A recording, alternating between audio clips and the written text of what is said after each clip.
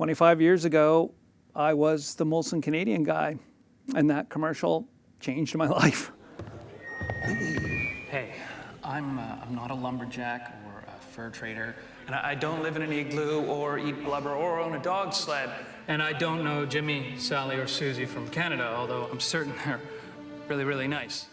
I remember when we ultimately we did the test, and then Molson decided, yeah, we're going to do the commercial. And I remember the day we shot the commercial, the VP of marketing at the time for Molson said, you know, we're going to ruin your life with this commercial.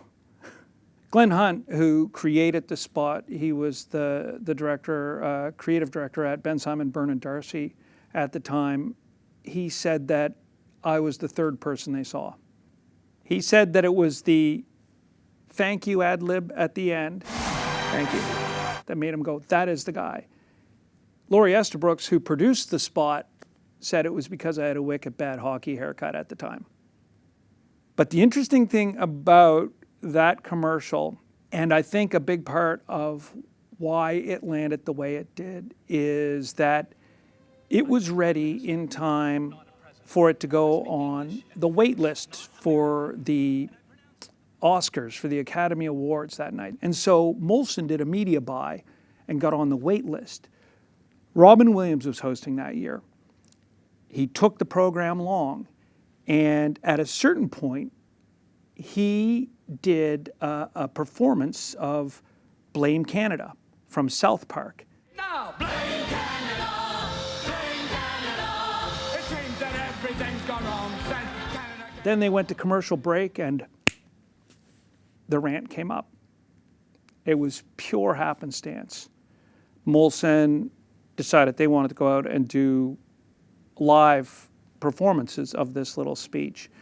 And so we ended up going out to, I think, Calgary, Edmonton, Ottawa, and then in Toronto, and culminated in a trip across the country on Canada Day, where I started at midnight in St. John's, Newfoundland, and made my way across the country. That tour was the first time I had ever seen Canada.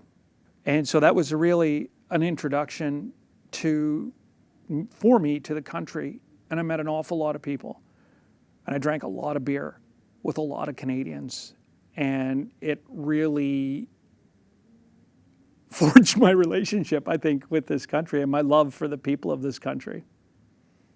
In the year 2000, the feeling of Canadian pride was really high in this country.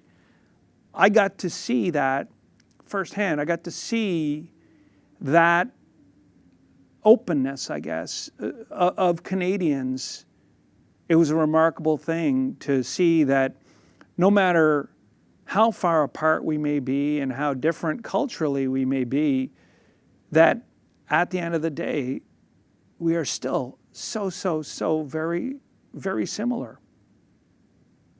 2025 is a very different context than 2000.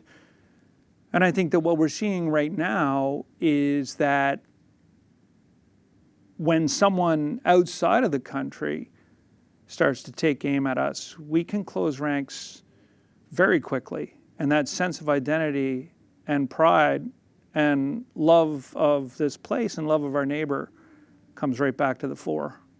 The first nation in hockey and the best part of North America. My name is Joe. It's interesting that before I did this commercial, I had never really thought too much about being Canadian or patriotism, what Canada was. I ended up working for History Television and going into parts of this country in the West Kootenays or Churchill, Manitoba, Norway House, Manitoba, Joa Haven in Iqaluit, places that most Canadians never get to see.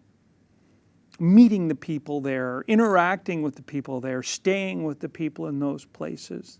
Then I came to CBC and ended up having conversations with people across the country and around the world.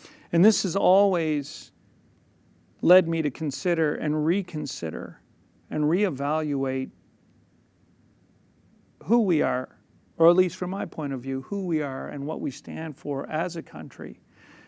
And it is interesting for someone who lived the first 27 or 28 years of their life without really thinking about it, what a profound love I've come to have for this country. Not even so much for the country, because the country is sort of a weird esoteric notion for me, but for the people of this country.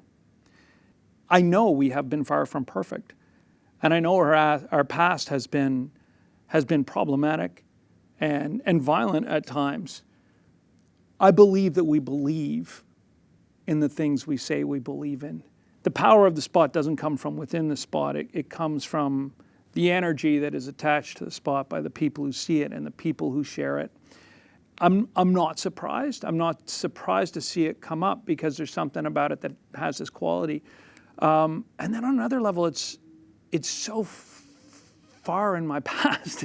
There's been so much water under the bridge that it's almost like it's someone else who's in it.